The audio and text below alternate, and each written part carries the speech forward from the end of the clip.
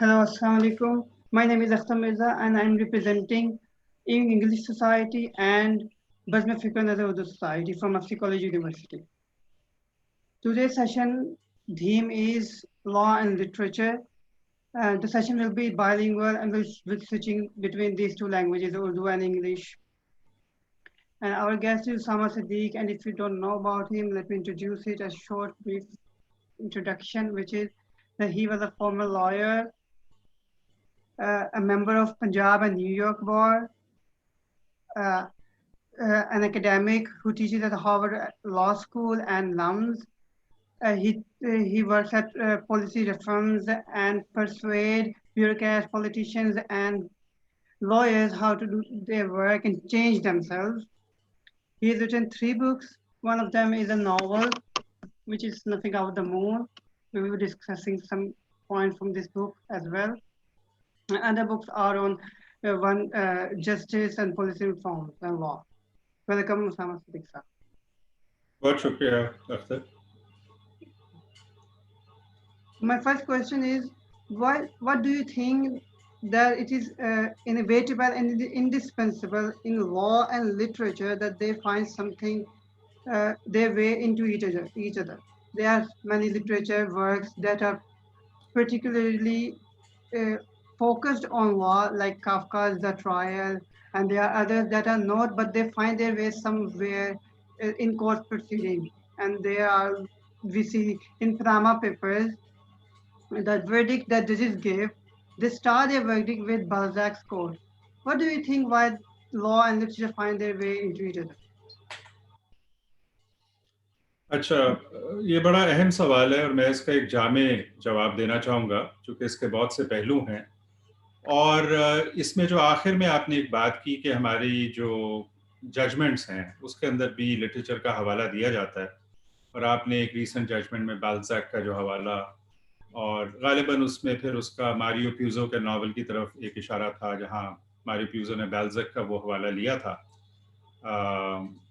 तो उसके ऊपर मैं अलहदा बात करूंगा. अगर मैं भूल जाऊं मुझे याद दिलाइएगा. पहले जो बड़ा और अहम सवाल है कि लिटरेचर और कानून में ऐसी क्या कदर मुश्तरक है कि ये लिटरेचर में कानून का इतना जिक्र आता है, और उसके अंदर बहुत सी थीम्स ऐसी हैं या किरदार ऐसे हैं जो कानून या जुर्म और सज़ा के इर्द गिर्द घूमते हमें नज़र आते हैं. और हम काफ़ी सारी किताबों का होपफुली हवाला देंगे, क्योंकि जो हमारे सुनने वाले स्टूडेंट्स हैं, अगर उसकी इसमें और दिलचस्पी है तो उनको उन किताबों के बारे में हम रोशनास करा सकें, जहाँ तक कि वो ऑलरेडी नहीं है.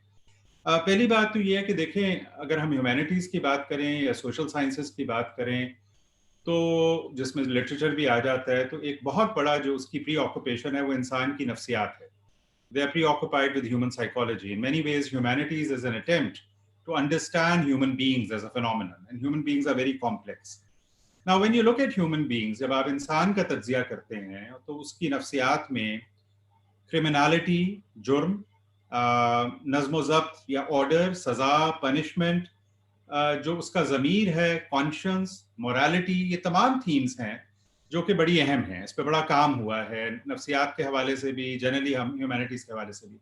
और इन तमाम थीम्स का ज़ाहिर है कानून से ताल्लुक़ है, बिकॉज कानून क्रिमिनलिटी से भी डील करता है. सो पहला तो जवाब इसका ये है कि a lot of there themes are common. They just look at them in different ways. They use them for different purposes. So it is perfectly understandable कि ये दोनों चीज़ों का आपस में इम्तजाज होगा और आपस में एक बारे में क्यूरियोसिटी होगी और सब कुछ होगा. दूसरी बात ये है कि जो मॉडर्न इंसानी नज़्म व नस्क है और इंसानी निज़ाम है, उसको चलाने के लिए जो चीज़ ईजाद की गई है वो कानून है. सो कानून का अमल दखल सिर्फ इस हद तक नहीं है कि किसी के किराए के मकान का झगड़ा है या कोई ख़ास किस्म की कानूनी कार्रवाई चल रही है. कानून हमारी ज़िंदगी पे रोज़ कई तरीक़ों से असरअंदाज होता है, हमारी ज़िंदगी पे, हमारी तालीम पे, हमारे आपस के रिलेशनशिप्स पे. तो ये हो नहीं सकता कि अगर लिटरेचर लिखा जा रहा और इंसान की जिस तरह से उसको ऑर्गेनाइज किया गया है ह्यूमन सोसाइटी को, उसमें कानून पे बात ना हो. इसलिए भी ये कॉमन थीम है. तीसरी बात, मुकदमा या किसी को कटहरे में खड़े करके पहले तफ्तीश करके फिर उससे जवाब पूछना और पता करना कि ये मुल्ज़िम है या नहीं है, ये भी इतनी ही पुरानी चीज़ है जितनी इंसानी तहजीब, और ये मुख्तलिफ शक्लों में हमें हमेशा से नज़र आती रही है. चौथी वजह ये है और ये एक और वजह है कि लिटरेचर क्यों इतना क्यूरियस है और इतना इंटरेस्टेड क्यों है कानून में और जुर्म सजा में। कानून के गिर्द एक तरह की मिस्टीक है, there is a certain aura of mystique around law, because उसका एक खास तरीका है, almost like a secret order of monks. उसके अंदर जजों को तैयार किया जाता है, वकीलों को तैयार किया जाता है, अदालत का एक अपना निज़ाम, अपनी जुबान, उसका अपना एक तरीका कार होता है, और उसके अंदर बड़ी मिस्ट्री है एक आम शख्स के लिए। और अगर बाद में जाके हम कॉलोनियल और पोस्ट कॉलोनियल लॉ और सोसाइटीज की बात करेंगे तो उसमें ये बात अहम हो जाती है। ये भी एक वजह है कि जिस वजह से बहुत से राइटर्स ने कानून के बारे में लिखा है, to demystify it and to try and understand कि यहाँ हो क्या रहा है। अब इस तमाम चीज के पेश नजर वैसे तो पहले भी लिटरेचर की क्लासों में, सोशल साइंसेज ह्यूमैनिटीज की क्लासेस में लॉ का जिक्र आता था, लेकिन अमेरिका में खासतौर पे एक नया कोर्स ऑफ स्टडीज जो लॉ एंड लिटरेचर है वो सामने आया है, जिसमें अमूमन ये लॉ स्कूल्स में पढ़ाया जाता है, और उसमें उन्होंने बहुत से ऐसे टेक्स्ट लिए हैं लिटरेचर से जो कानून को देखते हैं, और उन टेक्स्ट की वजह से उन्होंने कानून को और कानून के नफाज को एक मुख्तलिफ तरीके से देखने की, उसको डीकंस्ट्रक्ट करने की कोशिश की है कि माशरे पे क्या असर होता है। और इसमें खास तौर पे मेरा ख्याल में दो तहरीकें ऐसी हैं अमेरिका में जहाँ तक के कानून की तालीम और दरस व तदरीस का ताल्लुक है, और मेरा खुद भी नजरियाती तौर पे उनसे ताल्लुक है और मेरी रिसर्च के ऊपर उसका असर है। एक को तो अमेरिकन लीगल रियलिज्म कहते हैं, जो बुनियादी तौर पे ये इंसाइट थी कि हमें रियलिस्टिकली कानून का लोगों की जिंदगी पे, आम जिंदगी में क्या असर होता है वो देखना बहुत जरूरी है।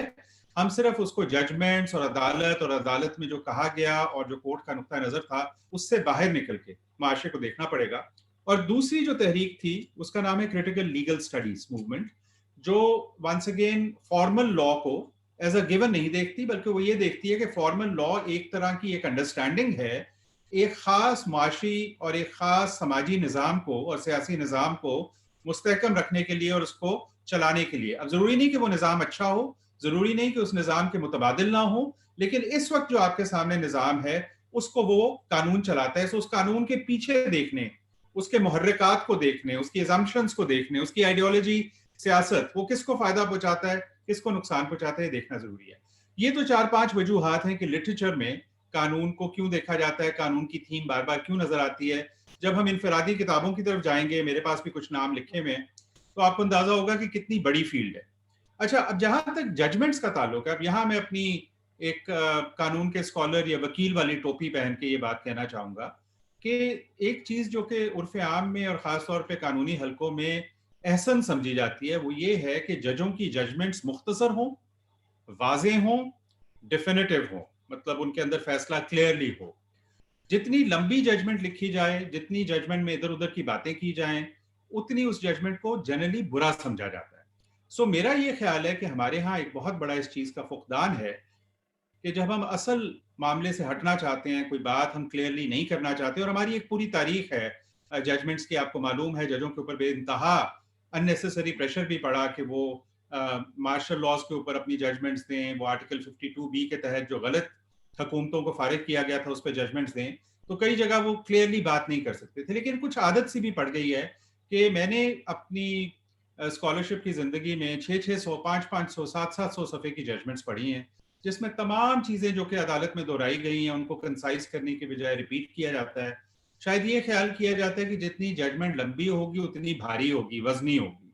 उसके बाद उसके अंदर मुख्तलिफ जज हजरात अपने शौक के मुताबिक कभी फारसी के शेर, कभी विलियम शेक्सपियर, कभी मारियो प्यूजो, ये तमाम चीज़ें इनका कोई ना कोई छिड़काव करते रहते हैं या तड़का लगाते रहते हैं। मेरा ये ख्याल है ये नहीं करना चाहिए। आपको बुनियादी कंसाइज जजमेंट लिखनी चाहिए। आप एक ऐसे मुल्क में हैं जहां लोगों की कानूनी बसीरत वैसे ही बहुत कम है, ये चीज़ें वेग होती हैं। जज की वैसे भी रिस्पॉन्सिबिलिटी है कि उसके मुंह से या उसके कलम से एक लफ्ज़ ऐसा ना निकले जिससे ये इबहाम पैदा हो कि उसकी कोई पार्शियलिटी है या कोई वेग बात कर रहा है। तो मेरा ये ख्याल है कि जिसको बहुत लिटरेचर का शौक है वो मेरी तरह अलहदा वक्त निकाले, नावल लिखे, और अपनी कानूनी लिखाई के अंदर अनलेस के बहुत ही बरजस्ता, बहुत ही मौका महल के मुताबिक कोई जुमला हो, कोशिश करें, इज्तनाब करें और जजमेंट लिखने की तरफ तवज्जो करें। जो आप मिस्ट्री का आपने बताया कि एक तो मिस्ट्रीक है इसलिए भी लोग इसमें आते हैं, मगर बहुत से हम ये भी देखते हैं कि जो लॉयर्स हैं वो राइटिंग की तरफ आ गए। आप भी इसी तरह हैं, इसी तरह काफका भी लॉयर था, वो भी राइटिंग की तरफ, हेनरी जेम्स भी हार्वर्ड लॉ स्कूल में पढ़ते रहे। मगर हमने कभी ये नहीं देखा कि राइटर जो हों वो वकील बन जाए। उसकी बड़ी एक बुनियादी वजह तो ये है कि देखें, कानून का जो पेशा है और जो शोबा है वो बड़ी जल्दी ये मांगता है कि आप उसके जो लवाजमात, उसके जो मराहिल हैं वो पूरा करें। आप लॉ स्कूल जाएं, आप किसी जगह क्लार्कशिप करें, आप अदालत में जाके ट्रेनिंग लें। तो ये एक ऐसी चीज नहीं है कि जब आपका दिल करे आप इसको ज्वाइन कर लें, क्योंकि ये एक पेशा है और ये खास तरीके से स्ट्रक्चर्ड है, उसकी कुछ खास रिक्वायरमेंट्स हैं। दूसरी इसकी वजह ये है कि हमेशा हमारे यहाँ अब भी ऐसे है, विक्टोरियन इंग्लैंड में भी ऐसे था, वहां पे अब हालात चेंज हो गए कि अमूमन मिडिल क्लास घरानों में और दूसरे घरानों में एक बड़ा प्रेशर होता था कि बच्चा या बच्ची किसी शोबे से मुंसलिक हो। और पहले तो खास तौर पे ऐसा था कि बहुत ज्यादा शोबा जात नहीं थे, उनमें से वकालत एक बेहतर शोबा समझा जाता था। उसके अंदर आगे आपको माशी तौर पे भी आज़ादी मिलने का चांस था और भी उसके साथ लवाजमात थे, आप सियासत में जा सकते थे। तो लोग अमूमन अपने वालिदैन के प्रेशर में या ये कि उन्हें मालूम नहीं था कि क्या करना है, वो वकालत के पेशे से मुंसलिक हो जाते थे। फिर बेतहाशा लोगों को ये ख्याल आता था कि ये मेरी तबीयत के मुताबिक नहीं है, बड़ा मुश्किल पेशा है, पूरी आपको उसमें जान लगानी पड़ती है और एक खास किस्म की तबीयत चाहिए और बहुत सी मुख्तलिफ वजूहत है जिसकी बिना पे लोग उससे मुंसलिक शायद ना रहना चाहें। तो बहुत से फिर ऐसे लोग जिन्होंने वकालत को छोड़ दिया, चूंकि उनमें एक लिखने पढ़ने का मादा था, उसकी ट्रेनिंग थी, लेकिन उनकी दिलचस्पियां जरा ज्यादा ब्रॉड थी, तो फिर वो राइटिंग की तरफ चले गए। वैसे भी क्रिएटिव राइटिंग, लिटरेचर लिखने के लिए जो आपको एक तरह का की संजीदगी, एक तरह की मुशक्कत, एक तरह का जो दुनिया का आपको कहना चाहिए ना तजर्बा चाहिए, उसके आते आते थोड़ा सा वक्त लगता है। बहुत कम ऐसे होता है कि कोई कम उम्र में राइटर बहुत ज्यादा एक ऐसा राइटर है जो अपने क्राफ्ट के अंदर भी अच्छा है, जिसका दुनिया का मुशाहिदा भी, अमूमन वक्त गुजरने के साथ साथ आपका मुशाहिदा गहरा होता है, आपका क्राफ्ट बेहतर होता है। सो फौरी तौर पे किसी का राइटिंग में जाना जो है वो एक ज़ाहिर मुश्किल फैसला भी है और ऐसा फैसला भी है जो खतरे से खाली नहीं, अगर वो आपका काम ना चले। चूंकि अगर तो किसी के पास बहुत ज्यादा माली वसाइल हैं और ये लग्जरी है तो वो और बात है। वैसे भी जो पब्लिशिंग की दुनिया है और लिटरेचर की दुनिया है वो बड़ी एक मुश्किल दुनिया है। अगर हम उस पर बात करें अलहदा भी या आज भी, तो किताब छापना, उस किताब से कोई आमदनी होना, किताब का रीडर तक पहुंचना एक बड़ा मुश्किल काम है। ज्यादातर लोग ये इतना बड़ा रिस्क नहीं ले सकते। सो इसलिए आपको राइटर वकील जो राइटर हैं, वकील जो है वो राइटर बनते नजर आते हैं, लेकिन इससे ऑपोजिट जरा कम ही होता है। डॉक्टर भी आपको नजर आएंगे कई जो शायर बन गए, बाद में राइटर बन गए। सो इस तरह से है। हाँ जी, हाँ जी, हाँ, बिल्कुल मुझे बिल्कुल याद है वो फखर अब्बास वो फखर अब्बास है हमारे मज़ाहिर शायर, वो भी डॉक्टर हैं पेशे से। अच्छा। बिल्कुल, बहुत से लोग हैं इस तरह से, बल्कि आपको नजर आएगा, ये इस पे किसी को रिसर्च करनी चाहिए।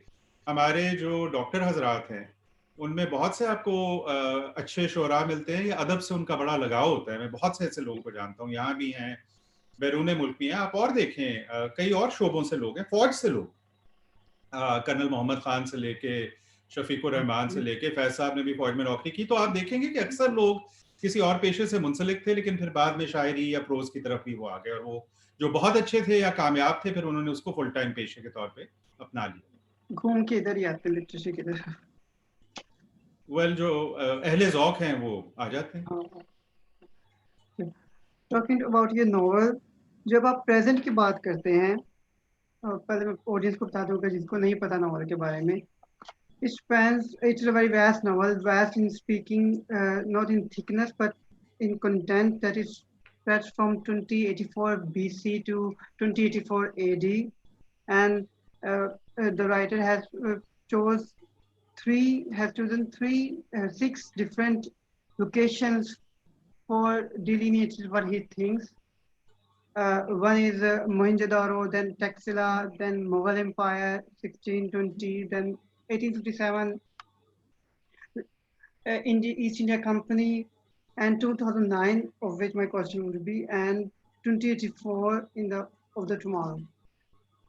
So when you chose to speak on present, you chose quote to delineate your thesis on the repetition of history from illusions, omens, order, loss, and descent.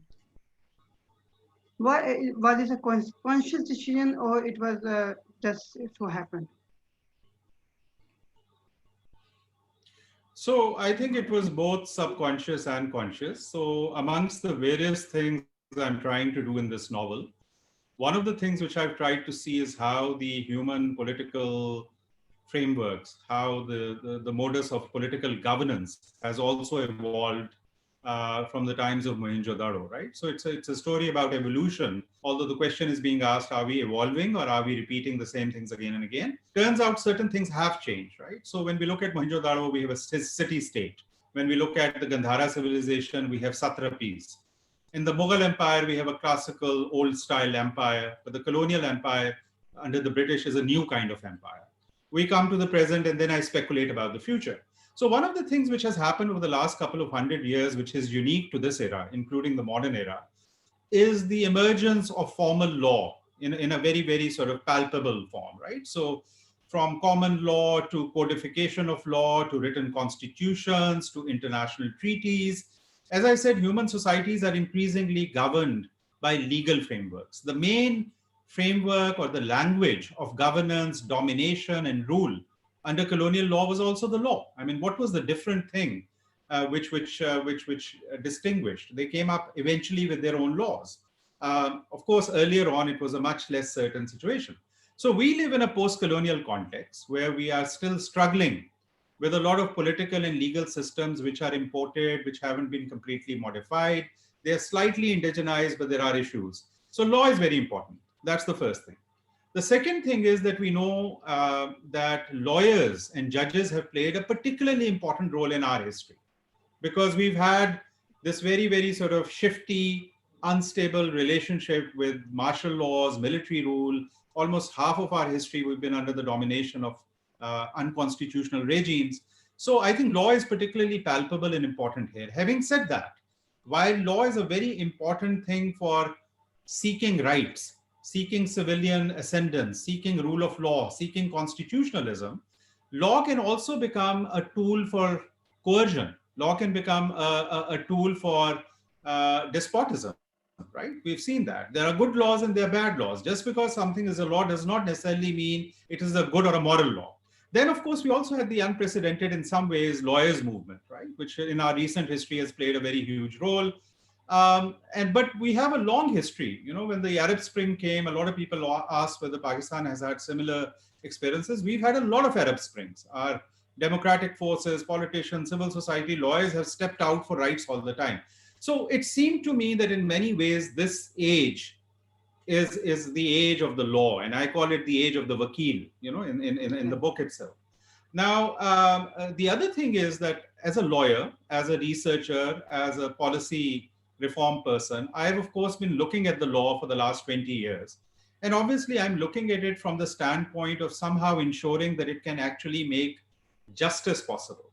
And I've written extensively about it in books and journal articles, policy reports, I've drafted laws, but I realized that there is something which I want to capture about the human experience with the law, which I can't do as a lawyer. It has limitations, right? I mean, I can write a legal text or a legal statement or a document under certain constraints. Now, literature is a remarkably liberating thing because it allows you to go inside the head of a criminal.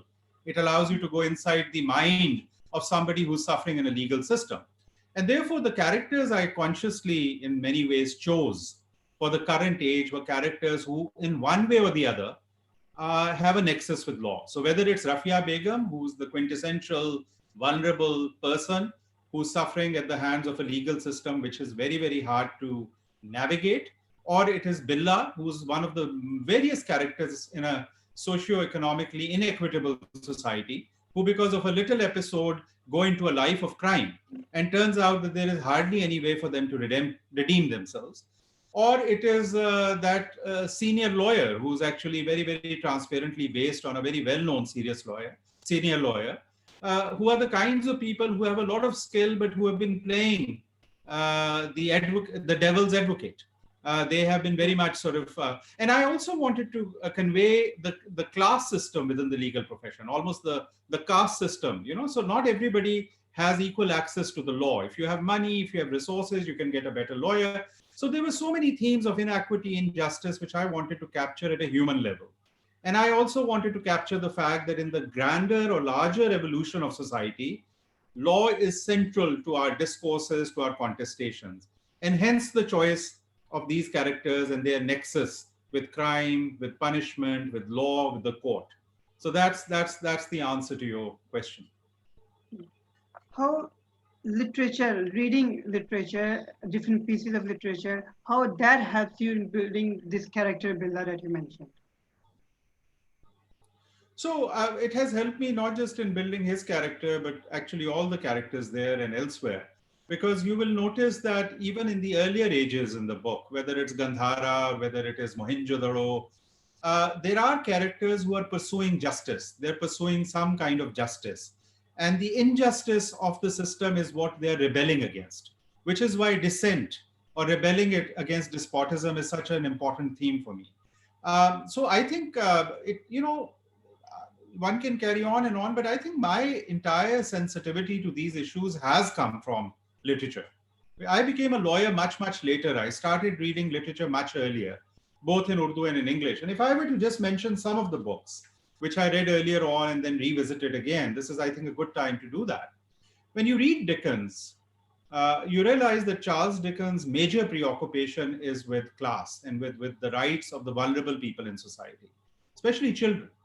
And frankly, there was a lot of social sensitivity to these issues created by Dickens' novel, which ultimately contributed to the reform of criminal laws in England. So whether you read David Copperfield or Oliver Twist, it turns out that he's very sensitive to this.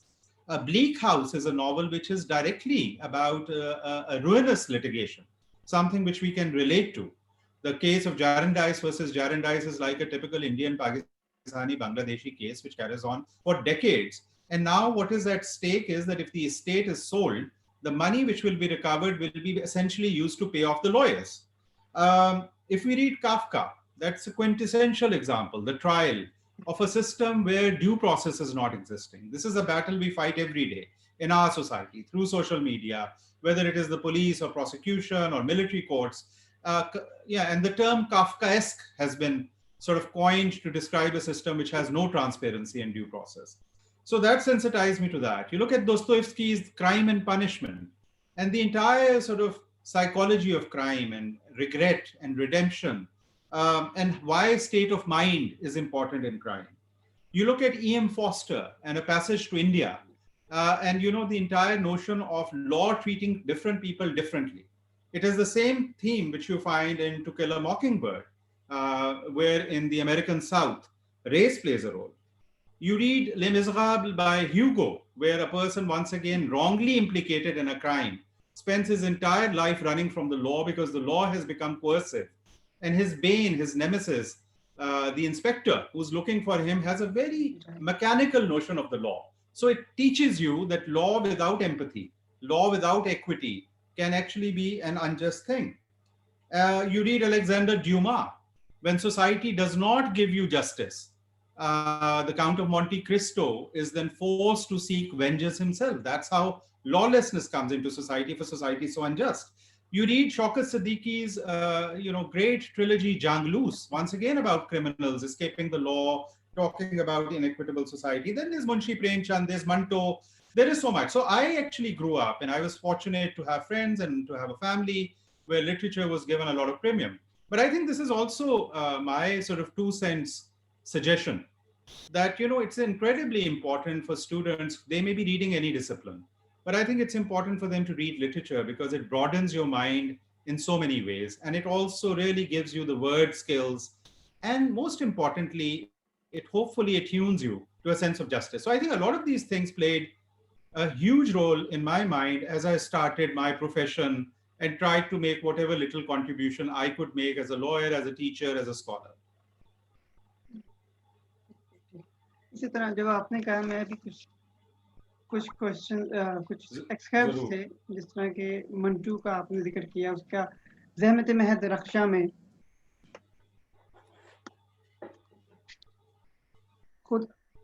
खुदा इससे दूर ही रखे, आपको नकल लेनी हो तो दरख्वास्त के साथ पहिए लगाने पड़ेंगे, कोई मिसल यानी मुआयने के लिए निकलवानी हो तो पहिए लगाने पड़ेंगे, किसी अफसर से मिलना हो तो भी पहिए लगाने पड़ेंगे, अगर काम फौरी कराना है तो पहियों की तादाद बढ़ जाए, गौर से देखने की जरूरत नहीं, अगर आपकी आंखें देख सकती हैं तो आपको जिला कचहरी में हर अर्जी पहियों पर चलती नजर आएगी, एक दफ्तर से दूसरे दफ्तर तक 4 पहिए, दूसरे दफ्तर से तीसरे दफ्तर तक जाने के लिए 8 पहिए। अगर आप आदि मुजरिम नहीं तो आपके दिल में ये जबरदस्त ख्वाहिश पैदा होगी कि कोई आपके पहिए लगा दे और धक्का दे के, ताकि आप जरा कचाई से बाहर निकल। इस तरह आपने आपके अपने नॉवल में भी आपने इसी तरह का जिक्र किया जो लॉयर्स करते हैं। The crowd swelled as the hours passed. The courts went into session and people came and went as the day grew longer, but not any brighter. Twice she tried to enter the room of the Hamlan to ask the court officer if he had seen her lawyer. At her first attempt, she simply could not enter as the room was full of lawyers and their clients negotiating the next dates of their hearing. The second time, the Ahmad was in the courtroom next door and the clerk sitting in the office simply ignored her as he made some entries in a large register. She then asked quite a few of the loitering lawyers who at least acknowledged her but said that they had no idea. One suggested that perhaps her lawyer had a case in session at the High Court and thus wasn't present in the district court premises. When she mumbled in surprise that he had told her that her case was up for hearing that day and had insisted that she come and meet him, the helpful lawyer simply shrugged and smiled sympathetically. एक मंटू के दौर का और ये present situation में हम देख रहे हैं। और जिस तरह आपने भी कहा है कि our law has changed for 1.5 centuries same at all. तो ये आप किस तरह देखते हैं आप? आपने मंटो के मजमून ज़हमत महल रक्षणा का चूँकि जिक्र किया और उन्होंने और भी मजमून इस पर लिखे हैं, वो हमारे लिए एक बड़ी कीमती चीज़ है। वो इसलिए कि एक बहुत ही हसास और एक बहुत ही ज़हीन मुसन्निफ़ की निगाह से हम अदालत को और अदालती प्रोसेस को देखते हैं। और इसमें मेरे लिए काफ़ी सारी इंसाइट्स थी। पहली तो ये कि जो उन पे मुकदमे चले ऑब्सैनिटी के, जिसकी आप बाद में बात करेंगे, वो कॉलोनियल पीरियड में भी थे और कॉलोनियल पीरियड के बाद में भी थे। और दूसरी अहम बात ये कि मंटो की जो इसमें इंसाइट्स हैं कि एक जज साहब कैसे किसी चीज़ को देखते हैं और एक मुसन्निफ कैसे देखता है और मोरालिटी का सवाल, इस पे भी शायद हम बाद में आए। लेकिन जो अब आपसे बात मुंसलिक है वो ये है कि आप ये देखिए कि आज से 70-75 साल पहले की अदालत का जो नक्शा खींचा जा रहा है उसमें और अब के नक्शे में कोई ख़ास फ़र्क नहीं। और ये बड़ी एक तशवीश की बात है और ये बार बार मैं ये बात कहता हूँ, चूँकि मैं दोनों ये काम करता हूँ, कि हमने दुनिया के किसी भी मुल्क से ज़्यादा कर्जे और ग्रांट्स ली हैं कानूनी निज़ाम की इस्लाह के लिए। मैंने आज से 10 साल पहले लम्स के जो मेरे स्टूडेंट्स थे उनके साथ एक काफ़ी एक्सटेंसिव रिसर्च लाहौर की जो डिस्ट्रिक्ट अदालतें हैं उनमें की, जिसके दौरान मुझे बहुत करीब से अदालतों को और लोगों के वहाँ जो मसाइल हैं उनको देखने का मौका मिला। और फिर वो तमाम चीज़ मेरी जो दूसरी किताब है एलियन जस्टिस है उसमें छपी भी। बाद में मैंने उसी चीज़ को दोबारा रिविजिट किया एक लिटरेचर लिखने वाले या फिक्शन लिखने वाले के नुक्ता नज़र से। देखिए ये बहुत ही एक प्रॉब्लमेटिक बात है और उसमें ख़ास तौर पे बात यह है कि हमें अपने बहुत से मसाइल की अब हम तशख़ीस कर चुके हैं जिनमें बेहतरी आ सकती है। अगर कोई मसला है, चूँकि मैं लॉ रिफॉर्म के काम पे बहुत देर से काम कर रहा हूँ, वो सिर्फ और सिर्फ इंस्टीट्यूशनल और पॉलिटिकल विल का है। यानी कि जो कंसर्न मिनिस्टर है और जो कंसर्न चीफ जस्टिस हैं या जो कंसर्न पुलिस के अहलकार सीनियर हैं, उनकी कोई दिलचस्पी नहीं है। अदरवाइज इसमें से बहुत सी चीज़ें बआसानी तब्दील की जा सकती हैं। इस वक्त जो निज़ाम है उसमें जैसे ये छोटे एहलकार अदालतों के हैं या जो प्रोसेस की लंबाई है और उसमें फिर जो रिश्वत का काम है, लोगों को तंग करना, अगर कोई मजबूत पार्टी है और वो मजबूत वकील ले ले और वो हरासा करना, फिर और बहुत से जो मसाइल हैं, लोगों को अंग्रेजी नहीं आती, आपकी बहुत सी कार्रवाई अंग्रेजी में है या मुगलिया उर्दू में है, या कानून मुश्किल है या कानून दकियानूसी है, आपने कानून को इस वक्त के माशरे और हालात के मुताबिक उसमें तब्दीली ही नहीं लाए। ये बेतहाशा मसाइल हैं जिसपे सैकड़ों रिपोर्टें लिखी जा चुकी हैं, जो अलमारियों में पड़ी हैं, सैकड़ों दफ़ा बात हो चुकी है। एक तो हमारा जो आम डिस्कोर्स है, जो हमारी आम गुफ्तगू है, उसको भी अब और सोफिस्टिकेटेड होना है। हमारे सहाफ़ियों की जिम्मेदारी है, दानिश्वरों की जिम्मेदारी है कि ये चीज़ें पढ़ के अब वो सवाल पूछें तो ज़रा और अगली सतह के सवाल हों। सिर्फ जस्टिस डिलेड जस्टिस डिनाइड की बात ना हो, उनसे चीदा चीदा सवाल पूछें, उसके ऊपर आर्टिकल लिखें। दूसरी, जब तक बाहर से प्रेशर नहीं होगा ये तब्दीली नहीं आएगी। ये सिर्फ लैक ऑफ पॉलिटिकल विल है। सो आई थिंक मंटो के अल्फाज हमारे लिए बड़े अहम हैं, चूँकि वो शो करते हैं कि जो खाका उन्होंने तब खींचा था, वो खाका जो है वो अभी तक काफ़ी हद तक वही खाका है इन चीज़ों के बारे में। और अगर मंटो जैसा एक आदमी जो कि इंटेलिजेंट भी था और अपनी पैरवी खुद भी करता था, कई दफ़ा वकीलों ने इनकार कर दिया, लेकिन लोगों की कुछ सपोर्ट थी, तो जो आप समझ लें एक शख्स पढ़ा लिखा नहीं है, इतना ज़हीन नहीं है, मुफस्सल इलाके से आया है। मैं आपको बेतहाशा दर्दनाक कहानियाँ सुना सकता हूँ जो मुझे सुनने में मिली, जो मैंने अपनी रिसर्च के उस आर्टिकल में, किताब में भी लिखी। लेकिन उन कहानियों को सुनने के बाद मुझे एहसास हुआ कि अब मुझे इनके बारे में एक और तौर से भी कहानी लिखनी चाहिए, जिस वजह से फिर मैंने स्नफिंग आउट द मून में इनको अपना महवर बनाया अपने स्वरत बच्चों का। इसी तरह रफिया बेगम पैदा हुई। जी, रफिया बेगम, आप अगर लाहौर की डिस्ट्रिक्ट अदालतों में या छोटी जजी में जाएं, मैं अभी लाहौर की बात कर रहा हूं जो कि आपका ऐसा इलाका है जहां पे तालीम और लोगों के वसाइल बेहतर हैं। मैं शकरगढ़ की या किसी और छोटे शहर की, लोधरा की या सिंध के किसी या खैबर पख्तूनख्वा के छोटे शहर की बात नहीं कर रहा। आप वहां जाएं, आपको सैकड़ों हजारों रफिया बेगम मिलेंगे। आप अपने बाहर के इलाकों में जाएं, आपको तो अंदाजा होगा, आपने अच्छा खासा यहाँ पे वक्त गुजारा है, आपको तजर्बा है फिरने का, आपको हजारों बिल्ले मिलेंगे, ठीक है ना। और ये वो लोग हैं जिनको सिस्टम ने एक तरह से धत्कार दिया, जिनके जवाल में सिस्टम का एक हिस्सा है। और आप ये देखें कि इस मुल्क में फ्री लीगल एड का तस्वुर नहीं है, बहुत ही महदूद है। हमने उस सिलसिले में कुछ कोशिश की कि लोगों को वो हम दें और उस पर कुछ पेशरफ्त हुई है, लेकिन अभी भी बहुत ही नाकिस। बेतहाशा लोग हैं जिनको अगर उनका कोई राइट जो है वो खतरे में है और उनको अदालत जाना पड़ता है या उनको अदालत घसीट के ले जाया जाता है, चूंकि आप बहुत से मुकदमे ऐसे भी होते हैं जो झूठे होते हैं, जो लोगों को तंग करने के लिए होते हैं, तो उनके पास वकील हायर करने के लिए पैसे नहीं है, और वकील जो है उनकी अपनी रेगुलेशन के मसाइल हैं। मतलब यहाँ पे तो अच्छे खासे असर और रसूख वाले लोग जो हैं उनका काम नहीं होता। मैं तो हैरान रह गया, अभी कल, मैं ज्यादा टेलीविजन नहीं देखता, लेकिन एक क्लिप कल आया है जिसमें हमारे वजीर आजम ये गिला कर रहे थे कि उन्होंने एक आला पुलिस अफसर को इसलिए उसके ओहदे से हटा दिया कि उनके अपने एक करीबी रिश्तेदार की जमीन पर कब्जा हुआ था और वो छुड़वा नहीं सके। तो पहली बात तो ये है कि मुझे हैरत इस बात पे हुई कि चलें, वो जो भी मामला था उसको कानूनी नुक्ता नजर से करना चाहिए। अगर प्राइम मिनिस्टर एक साइड ले ले तो मुश्किल है। दूसरा, पुलिस अफसरान कब्जे छुड़ाने के लिए तो नहीं है, सिस्टेमिक इशू है। तीसरी बात कि वाकई अगर कब्जा था, अगर हम उनकी बात मान लें, तो फिर तो ये बात दुरुस्त है कि बाकी लोगों का क्या हो रहा है। और फिर चौथी बात यह कि अगर आपको इतनी तशवीश है और आप इतने अफसोस से, तासुब से और इश्तियाल से बात कर रहे हैं, तो फिर सवाल ये बनता है कि आपने और आपसे पिछलों ने जो अब के कानूनी निज़ाम पे इतराज कर रहे हैं, इस कानूनी प्रोसेस के बेहतर करने में क्या स्टेप्स लिए। और पता चलेगा कि 2-2.5 स्टेप्स के अलावा कुछ नहीं हुआ। अब जब खुद भुगतना पड़ता है वही कानूनी निज़ाम, तो फिर वो बुरा हो जाता है। लेकिन उसके अंदर तो बहुत मसले हैं। तो रफिया बेगम और बिल्ले को तो मत ही पूछें, वो तो ना 3 में ना 13 में। यहाँ तो वजीर आजम साहब टेलीविजन पे आके कह रहे हैं कि उनके बहनोई की जमीन पे कब्जा हो गया था। तो एक मजा का खेज सूरत हाल है। चले हम आगे। ये जब वजीर आजम की बात चली है, हमारे यहाँ फ्रीडम ऑफ स्पीच, मतलब बाकी ममालिक में होता है, लोग तब करते हैं कि ज़्यादा से ज़्यादा फ्रीडम आए। हम कोशिश करें कि कम से कम फ्रीडम आए, ज़्यादा से ज़्यादा पाबंदियाँ आए, बाउंड्री बनानी है ज़्यादा से ज़्यादा। इसी तरह इसने ये वज़ीर आज़म साहब ने भी पिछले दिनों टिकटॉक बैन कर दिया, सिर्फ इस कह के इसको कि ये हमारे ट्रेडिशन के खिलाफ है और इसको ऑब्सीन भी कह सकते हैं जी। इसी तरह ये मंटू पे भी जितने थे सारे केसेस, फिर जो बाद में मुनीर साहब ने लिखा है इसके बारे में, क्राउन एंड वर्सेस मंटू में, कि जो कि हर सिविलाइजेशन, उन्होंने बड़े प्यार से कहा है कि डेफिनेटली ऑब्सीन है जो वर्ड यूज किए, फेंटना, ठंडा कोर्स को लेकर फेंटना या पत्ता फेंकना, वो डेफिनेटली ऑब्सीन है।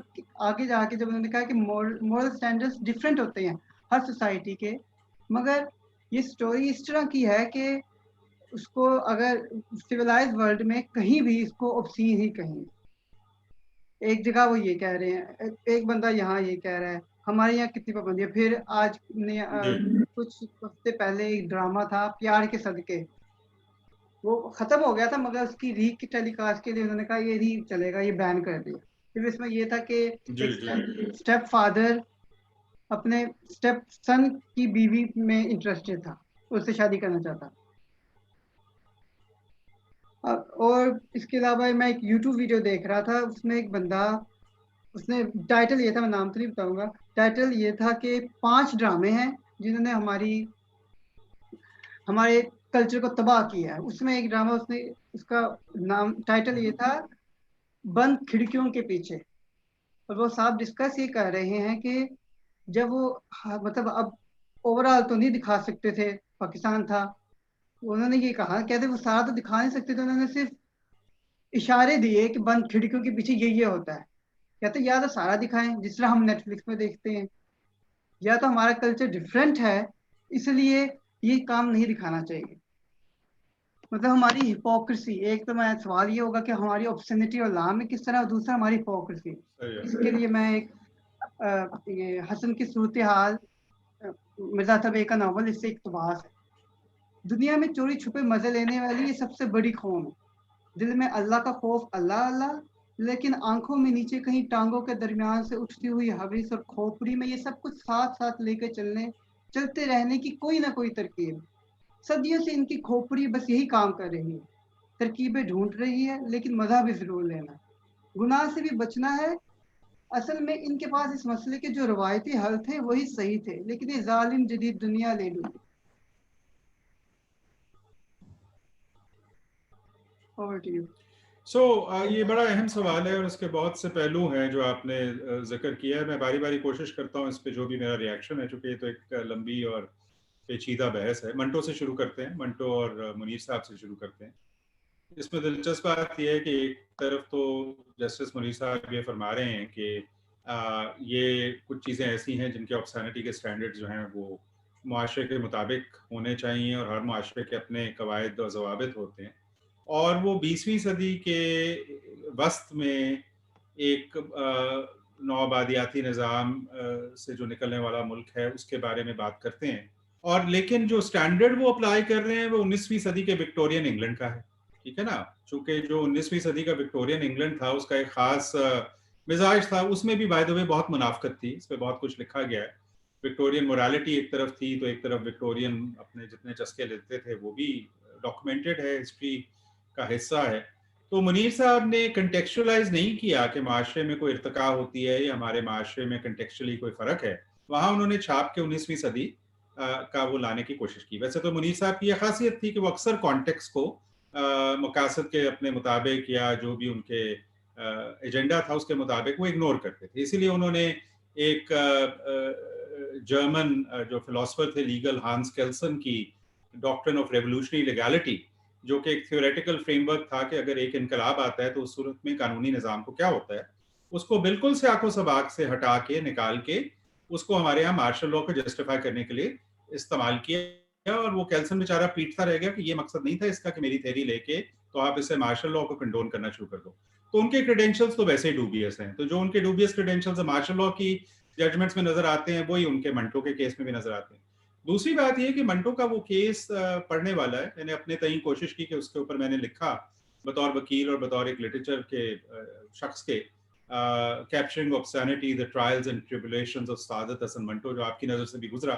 तो उसमें मुआवजा करने का मकसद ही ये था कि उसमें एक सवाल मेरे लिए था कि जब एक कानूनदान मोरालिटी को गिरफ्त में लाने की कोशिश करता है किसी डेफिनेशन की बजाय किसी लिखने वाले के, और उन मुकदमात की और ख़ासतौर पे उस मुकदमे की खासियत ये है कि उसमें बहुत से अहम लिखने वाले जो अदीब थे हमारे, उनको बतौर गवाह पेश किया गया नीचे की अदालतों में, और कई दफ़ा नीचे की अदालतों में ज़्यादा मुनसिफाना और बैलेंस फैसला हुआ ऊपर की बनिस्बत। तो उसमें बहुत से लोगों ने कहा, उसमें फैज साहब खुद शामिल थे, जिन्होंने कहा कि कहानी कोई ख़ास अच्छे मेयार की नहीं है लेकिन ऑब्सीन नहीं है। अब कहानी का अच्छे मेयार का ना होना एक सब्जेक्टिव डिबेट है और बिल्कुल हो सकती है, लेकिन उसको बैन कर देना एक और बात है।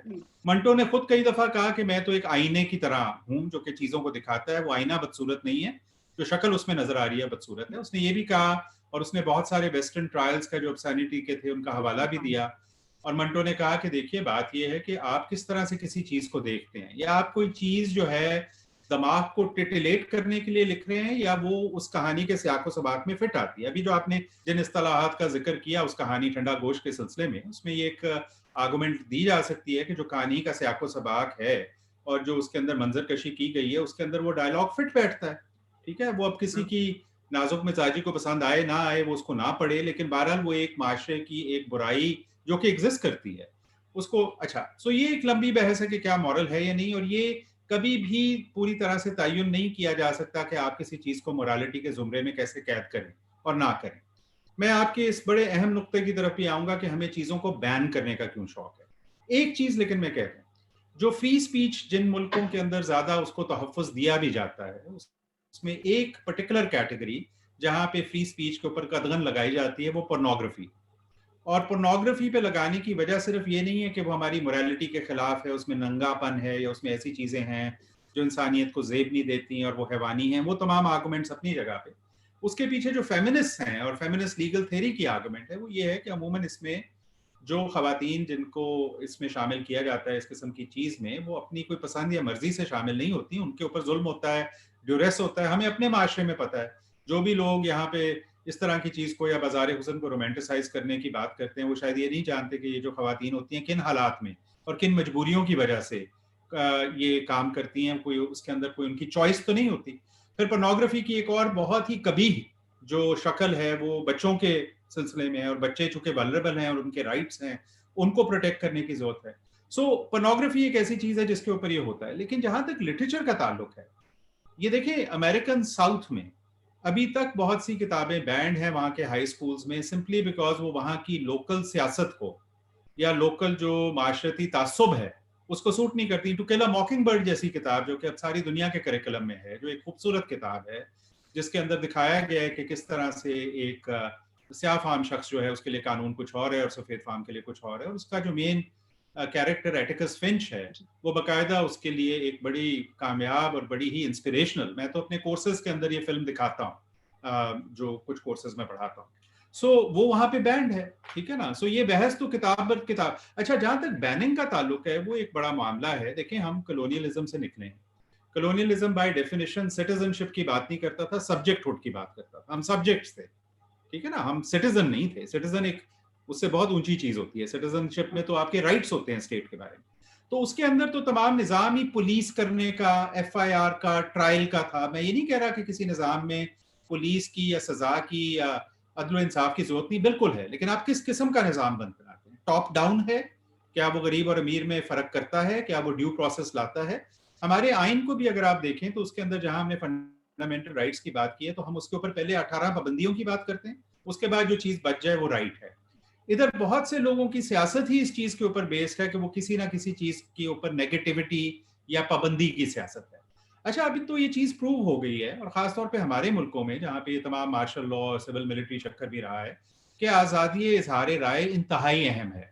अगर आपने मजलूम और महकूम लोगों की आवाज़ सामने लानी है, अगर आपने गलत पॉलिसी पे तनकीद करनी है, अगर आपने बेवकूफ़ाना बातें जो ईवान ने जो ताकत के ईवान है उसमें हो रही है उसके मुकाबले में अकल की बात करनी है, अगर आपने ये भी कहना है कि आपकी इकोनॉमिक पॉलिसी बिल्कुल अहमकाना है, तो आप बात करेंगे ना। अगर उसको तनकीद के तौर पे लिया जाएगा, और अब जो एक फैशन है और ये काम चल पड़ा है जिसके ऊपर अब अच्छा एक पुशबैक हो रहा है कि हर आदमी जो इंसाफ की, हर आदमी जो बात करे कि जी आप अदालत के थ्रू चीजें करें या आइन की अलमबरदारी करें, आप चूंकि उससे एग्री नहीं करते या चूंकि आपने जो ये कारोबार चलाया हुआ है वो उससे खतरे में पड़ता है, तो आप उसको ट्रीजन का उसके ऊपर इल्जाम लगा देते हैं। ट्रीजन का लफ्ज बड़ा क्लियरली डिफाइंड है आर्टिकल 6 ऑफ द कॉन्स्टिट्यूशन में, उसके ऊपर तो हम तवज्जो नहीं देते। जो आदमी हमें पसंद नहीं है, जो हमारे से सियासी तौर पे मुखालिफ है, सो ये बड़ी खतरनाक, बड़ी काउंटर प्रोडक्टिव और बड़ी नेगेटिव टेंडेंसी है। हमें अगर किसी डायरेक्शन में जाना है तो हमें चीजों पे पाबंदी, और खासतौर पे क्रिमिनल लॉ के थ्रू पाबंदी और पुलिसिंग और सजा के थ्रू पाबंदी की बजाय रेगुलेशन की तरफ जाना है, सेल्फ रेगुलेशन की तरफ। अगर आप प्रेस की बात करें, मीडिया की बात करें, और ये ड्रामों की जो आपने बात की, बहुत ही बेहतर हो कि अगर ड्रामा बनाने वाले, ड्रामा लिखने वाले, प्रोड्यूस करने वाले और फिर उसको बेचने वाले ये आपस में बैठ के मेयार को बेहतर करने के लिए। अब आपने जिक्र एक ड्रामे का किया, मैं टीवी शाज़ो नाज़िरी देखता हूँ, मुझे लेकिन एक तासुर मेरा ये है कि लगता है कि हमारे ड्रामों में शादी के अलावा कोई मौजू ही नहीं है, ठीक है ना। शादी के अलावा चाहे वो ये रिलेशनशिप है वो है, 1545 मौजूआत हैं जिस पे लोग लिख सकते हैं, लिखते आए हैं, दिलचस्प हैं, लेकिन आ जाके वही चीज। और मैं ये चीज बिल्कुल नहीं मानता कि लोग ये चीज मांगते हैं। आप 50 और 60 की दिहाई का हिंदुस्तानी सिनेमा देखिए, आप 80 की दिहाई का आर्ट सिनेमा देखिए, आप हमारे बेताशा अच्छे ड्रामे ऑफ द पास्ट देखिए, आप लोगों को अच्छी चीज देंगे वो देखेंगे। और अच्छी चीज से मेरा मतलब ये नहीं है कि वो हर चीज वो जिसके अंदर तलकीन शाह कोई बैठा हो या वो आपको सारा टाइम नसीहत करे या मोरालिटी प्लेज ही सिर्फ हो, मैं उसकी बात नहीं कर रहा। हर किस्म की अच्छी चीज लिखी जा सकती है जो जिंदगी के बेतहाशा, पेचीदा, खूबसूरत, बदसूरत पहलुओं को उजागर कर सके। अच्छा लिटरेचर भी वो है जो वो शक्ल आपको दिखाता है। तो वो क्रिएटिविटी कहाँ चली गई? वो तमाम चीजें हमें लानी है। सो मेरा ख्याल में सेल्फ रेगुलेशन अच्छा है। मैं जजों को तो नहीं ट्रस्ट करता कि वो ये हमें बताएंगे कि ड्रामा कौन सा अच्छा है, वो अपना काम करें। और ना डिप्टी कमिश्नर की ये स्वार्थी होनी चाहिए।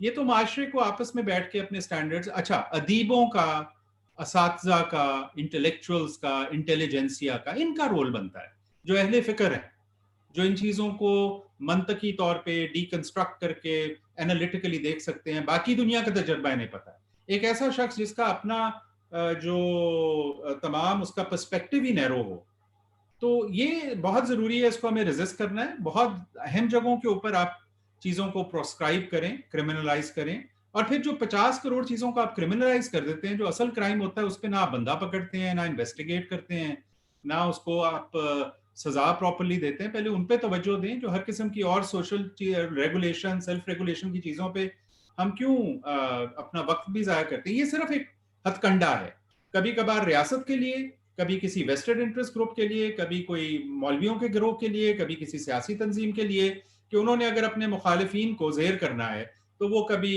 ट्रीजन का, कभी नेशनलिज्म का, कभी मजहब का सहारा लेके तो ये चीजें ले आते हैं, और ये coercive use of the law है मेरे ख्याल में।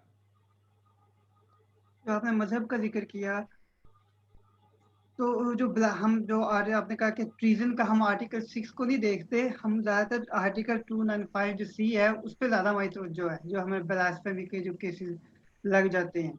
उसी तरह बाकी जो ब्लास्फेमी के जैसे नॉवेल्स या बैन हुए हैं, जिस तरह सलमान रुश्दी का भी एक है, तो इसके बारे में आप मतलब यहाँ आर्ट को किस तरह करना चाहिए? हालांकि ये बहुत लंबी डिबेट बन जाएगी कि किस तरह हमारा ये सारा लॉ चेंज हुआ, जिसमें आपका आर्टिकल भी है अनहोली लॉज, मगर देखिए, हमें पता ही है कि ये कॉलोनियल लॉज की एक हेट स्पीच का पूरा चैप्टर था, और उसकी वजह ये थी कि चूंकि हिंदुस्तान एक ऐसा खित्ता है जिसमें बहुत से मज़ाहिब और बहुत से लिसानी गिरोह और बहुत से लोग हैं, तो इसके अंदर आपस में फ़िरकावारियत भी थी और ये मामलात भी थे। और एक हद तक वजह भी समझ आती है कि अगर कोई शख्स जान के इश्तियाल अंगेज़ बात करे और वो आपके नक्स अमन का बायस बने, तो उसको रोकने की ज़रूरत पड़ती है। और हमारे सामने बहुत सी एग्जांपल्स हैं फैज़ाबाद के, ये जो तमाम जुलूस से लेके अब तक के बहुत से ऐसे लोग हैं जो दूसरे फ़िरकों, दूसरे लोगों के बारे में नफ़रत अंगेज़ बातें करते हैं। सो इस तरह की जो हेट स्पीच है, वो पोर्नोग्राफी की तरह एक well acknowledge, well accepted exception है to the doctrine of free speech, सारी दुनिया में, अमेरिका में भी और जगहों पर। सिर्फ कोशिश ये की जाती है कि इसका इस्तेमाल हत्तल मकदूर बहुत ज़रूरी जगहों पे किया जाए, हर जगह ना किया जाए, ताकि आज़ादी इजहार राय जो है वो वायलेट ना हो। सिमिलरली आपको पता है कि अगर किसी की आप हतक इज्जत करते हैं तो उसके लिए भी एक कानून है। अगर मैं आपके बारे में हर किस्म की बात उड़ाना शुरू कर दूं, तो चाहे वो बात झूठी भी हो, आपकी शोहरत को नुकसान पहुंचेगा, इसके लिए भी कवानीन है। मेरा ये ख्याल है कि जो मजहबी बहुत ज़्यादा अहमियत की हामिल शख्सियात हैं, चाहे वो किसी भी मजहब की हों, अगर एक शख्स जानबूझ के इश्तियाल अंगेजी के लिए या दुख पहुंचाने के लिए किसी को उसके खिलाफ बात करता है, तो मैं एब्सोल्यूट फ्री स्पीच के हक में नहीं हूं कि कुछ भी आप कह दें। कोई ना कोई उसके ऊपर भी तरीकाकार होना चाहिए। ये और बात है कि हमें इस बात पे मजीद कोई बहुत ज़्यादा बहस की जरूरत ही नहीं। हम कोई भी ज़हीन शख्स, कोई भी शख्स जो दिल से तमाम मजहबी शख्सियात की इज्जत करता है, जो मजहब का भी अच्छे तरीके से पैरोकार है, वो ये जानता है कि जो कवानीन जिनका आप जिक्र कर रहे हैं वो इस मकसद के लिए इस्तेमाल नहीं हुए।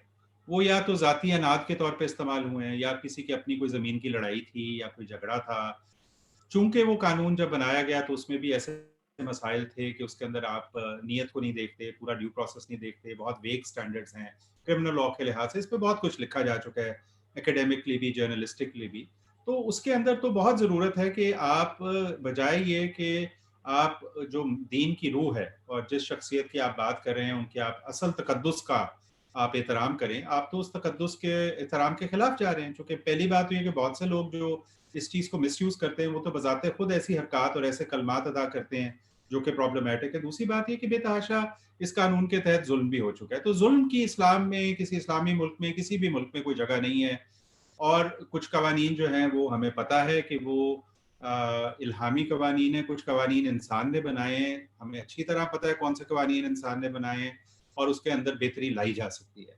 सो ये एक एग्जाम्पल है। इसके अलावा बहुत सी एग्जाम्पल्स हैं जहाँ पे हमारे यहाँ एक कल्चर जो है वो ये है कि आप ऐसी चीज़ें जो कि माशरे में खुशी, अमन, आशती और एम्पथी का बायस बने, आपने उन चीज़ों को ट्विस्ट करके उन लोगों के लिए जहमत, परेशानी, जुल्म और कबाहत जो है उसका बायस बना दिया। ये कौन सा इस्लामी माशरा इजाज़त देता है? किस इस्लामी माशरे में पिछले 1400 साल में ऐसे हुआ है? क्या हमारे सामने मिसालें हैं? ये तमाम देखें, जब आप इजहार राय पे और तरीकों से कदगन लगाएंगे, जो लोग यहाँ पे जमहूरियत नहीं चाहते वो जमहूरी गुफ्तगू के ऊपर कदगन लगाएंगे, जो लोग यहाँ पे इल्म की तरक्की नहीं चाहते, मीडियोक्रिटी के अलमबरदार हैं, वो रिसर्च के ऊपर पाबंदी लगाएंगे। तो होता क्या है कि मुआशरे के अंदर जो सेन आवाज़ें हैं, जो पढ़ी लिखी आवाज़ें हैं, जिन्होंने किताबें पढ़ी हुई हैं, किताबें लिखी हुई हैं, जो कि माशरे की ग्रोथ में कोई रोल प्ले कर सकती हैं, वो आहिस्ता आहिस्ता चुप हो जाती है। ठीक है ना? सो वो अब W.B. येट्स का बड़ा मशहूर शेर है, मेरे ज़हन में आ नहीं रहा, उसका लुब्बे लुबाब ये है कि जो सबसे अहमक लोग हैं वो माशरे में सबसे ऊंचा बोलना शुरू कर देते हैं, और जो सबसे ज़हीन लोग हैं, जिनकी आवाज़ से, जिनकी अकल से माशरे को फ़ायदा पहुंच सकता है, वो झिझकते हैं। वो झिझकते हैं, कहते हैं कि मैं अगर अच्छी बात भी करूंगा तो 4 लोग मेरे गले पड़ जाएंगे, 4 मुझे गालियां देंगे, कोई मेरे ऊपर गलत इल्जाम लगा देगा। अगर हम इस तरह का माशरा क्रिएट करेंगे तो आप सोच लें फिर क्या होगा। वो शेख सादी ने भी कहा है कि एक ऐसी जगह जहां पे पत्थर जो है वो मुकैयद हैं और जो सग हैं वो आज़ाद हैं। ठीक है ना?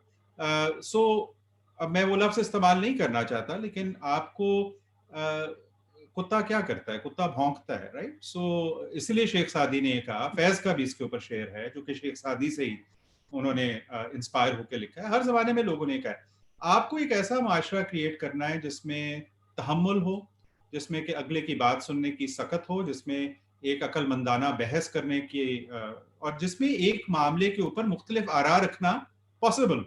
अब जो एक्सेप्शंस मैंने बताई हैं वो हर जगह पे हैं, उनको देखना पड़ेगा, लेकिन उन एक्सेप्शंस को यूज करके आप माशरे के सोचने, समझने और बोलने की जो कुव्वत और उसकी सलाहियत और उसके जो हकूक हैं वो सल्ब नहीं कर सकते। अगर आप करेंगे तो वो माशरा आहिस्ता आहिस्ता मरता जाएगा और एक दिन पूरी तरह से मर जाएगा, उसके अंदर कुछ बाकी नहीं रहेगा। मेरे ख्याल से लिटरेचर हमें यही सिखाता है कि हमें आज़ाद आज़ाद सोचना चाहिए और समझना चाहिए, क्योंकि एक जो बाउंड्री बनी होती है सोसाइटी में, राइटर उसके बाहर होता है, वो कह रहा बाउंड्री खोलनी चाहिए। हाँ, हाँ। ये देखिए, ये फिक्शन लिखने वाले का हमेशा से ये उसके पास एक बहुत बड़ी आज़ादी है और एक बहुत बड़ी जिम्मेदारी भी है, जिसकी वजह से जो ये लिखने वाले लोग होते हैं अमूमन हसास होते हैं। आपने देखा होगा कई दफ़ा वो हालात से इतने परेशान होते हैं कि वो अपना दिमागी तवाज़ुन ही खो बैठते हैं। बहुत दफ़ा ये भी हुआ है कि जब उन्होंने कोई बोल्ड बात कही है तो उनकी परसिक्यूशन हुई है, उन पे जुल्म हुआ है, उनको जेल खानों में बंद किया गया है। और हमारी अपनी तारीख में हबीब जालिब, फैज़ अहमद फैज़, बेतहाशा लिखने वाले तरक्की पसंद तहरीक के लोग, जब भी उन्होंने कोई बात ऐसी की जो कि मुरव्वजा गुफ्तगू से अलहदा थी या जो एक ऐसे निज़ाम पे मबनी थी जिससे वो डिसएग्री करते थे, तो उनको उसकी कीमत अदा करनी पड़ी। एक पूरी हिस्ट्री ऑफ डिसेंट है जो मेरे लिए इंस्पिरेशन स्नफिंग आउट द मून के लिए भी थी, जिसकी वजह से वो जो नज़्म है उनकी जिंदा की एक शाम, उसमें आखिर में जो उम्मीद का पैगाम है कि चांद को गुल करें तो हम जाने, कि इन तमाम कदगनों और इन तमाम मुश्किलात के बावजूद एक उम्मीद है जिसके तहत इंसान चलता रहता है। लेकिन लिखने वाले का मुकाम मेरे ख्याल में इसलिए एक माशरे में, देखें जो माशरे तरक्की कर गए हैं उन माशरों में आप देखिएगा कि उनके लिखने वाले, उनके अदीब और उनके स्कॉलर्स और मुहक्किक जो है उनका बहुत बड़ा मुकाम है। अभी मैंने रिसेंटली विलियम शेक्सपियर दोबारा पढ़ना शुरू किया और मैंने कोई वॉल्यूम्स खरीदी जिसके अंदर एक एक जुमले के ऊपर 2-2 पेजेस हैं कि इसका क्या मतलब हो सकता है, फलाने नुस्खे में क्या लिखा था, इसकी और क्या तावील है, इसका तारीखी तो ये वो माशरे हैं जिन्होंने अपने लिखने वालों की तहरीर को मुकद्दस जाना, जिसकी वजह से उनका सारी दुनिया में नाम है। और वो इसलिए कि उन जो शाहकार हैं उनमें जो बातें कह दी गई हैं वो अभी तक 400 साल 500 साल बाद भी वो अहम है इंसानी माशरे के लिए। इसका मतलब है कि एक सोसाइटी किस चीज को प्रीमियम देती है, किस चीज को अहमियत देती है, अपने आला मौसीकी को, अपने स्कॉलरली काम को, अपने अदब को, अपने इंटेलेक्चुअल्स को। सो ये इसका भी एक गहरा ताल्लुक है हके ये जो इजहार राय है उससे, बिकॉज वो तभी लोग सामने आएंगे ना अगर आप उनको बोलने देंगे। तो पहले ही हम ये बार बार बात करते हैं कि हमारे यहाँ लिखने पढ़ने सोचने का बात, अच्छा हम क्यों सारा वक्त कभी मगरिब को देखते हैं, कभी कहीं देखते हैं कि हमारे फलाने मसले का क्या सोल्यूशन है। सोल्यूशन हमारे कोई बाहर तो नहीं रखे हुए, हमारे मसाइल के सोल्यूशन हमारे पास हैं, हमारे लोगों के पास हैं, हमारे तज्जिए, हमारे तजर्बे का मरहून मिन्नत है। अगर आप बात करने दें, अगर आप उनकी बात सुने, हम अपने मसलों का खुद हल निकालेंगे। जैसा कि फैज साहब कहते हैं, अगर तुझे इसका यकीन हो, तो वो यकीन जो है वो कहाँ से आएगा? सो आई थिंक ये बहस जारी रहनी चाहिए। अब मुझे जो एक खुशाइंद बात लगती है वो ये है कि आप पहले एक स्टूडेंट या अच्छे पढ़ने वाले या यंग पर्सन नहीं है जिससे मेरी इस मौजू पे बात हुई है। कोरोना के ज़माने में भी और पिछले चंद सालों में भी, ख़ासतौर पे जब से मैंने लिटरेचर के अंदर थोड़ा बहुत अपना कोशिश की कि मैं भी कुछ कंट्रीब्यूट करूं, तो कोई 60-70 मैं लोगों से बात कर चुका हूं, मुख्तलिफ दर्सगाहों में, मुख्तलिफ जगहों पे, रिसर्च इंस्टीट्यूट्स में, जिनकी इस तरह के सवालों में दिलचस्पी है। और अब ये टेक्नोलॉजी एक बड़ी दिलचस्प चीज़ है। इस वक्त वबा फैली हुई है, वबा ना भी हो, कोई और मसला होता, मैं और आप बात कर सकते हैं। जो भी मैंने कोई बात की, अगर उसमें कोई वक़्त है, कोई बाद में सुनना चाहे सुन सकता है। इससे मुझे बड़ी उम्मीद पैदा होती है। देखिए ना, अब आप तमाम लोग, जो आपकी जनरेशन है, आप ही अब चीजें तब्दील करेगी। मेरी जनरेशन ने कुछ चीजें की, मेरी से ऊपर वाली ने कुछ की, लेकिन अभी हालात बहुत बुरे हैं। मैं तो ज्यादातर, मेरी वैसे भी कोशिश होती है कि मैं अब आपकी जनरेशन से बात करूं, क्योंकि मुझे वहां वो इंथुजियाज्म, आइडियलिज्म नजर आता है। और मैं ये समझता हूं कि मेरे जैसों की जो जिम्मेदारी है वो ये है कि मैं आपको वो पिटफॉल्स बताऊं कि जिसमें नहीं गिरना, उन गढ़ों में जिनमें हम गिरे। लेकिन एट द सेम टाइम हमारे बड़ा ही एक रिवाज है कि जो भी व्हाट्सएप अंकल्स हैं दूसरे अंकल्स हैं, कि वो हौसला शिकनी करते हैं, नेगेटिव बात करते हैं, सिनिकल बात करते हैं। मैं हरगिज ये नहीं करना चाहता। मैं हौसला अफजाई की बात करना चाहता हूं। अगर हम कभी किसी और दिन बात करें तो मैं आपको 25 मुस्बत चीजें बताऊंगा जो कि हो रही हैं आगे पीछे, जो दिखाई नहीं जाती, जिन पे बात नहीं की जाती। तो I think we need to keep the hope and we need to carry on. And ये जिन मौजूआत पे आपने आज बात की है, इस पे बहुत से लोगों को बार बार बात करनी चाहिए, ताकि शऊर और लोगों में पैदा हो, और वो लोग फिर डिमांड करें कि हमें बोलने दो, हमें लिखने दो, हमें इज़हार राय करने दो। ये तुम हमसे नहीं छीन सकते। Thank you so much. There cannot be a better ending than this. Hope. बहुत आपके टाइम का बहुत बहुत शुक्रिया मेरे प्रपोजल नहीं, आपका बहुत शुक्रिया। Thank you very much. इंशाल्लाह दोबारा बात हो। इंशाल्लाह। ओके, खुदा हाफिज। अल्लाह हाफिज।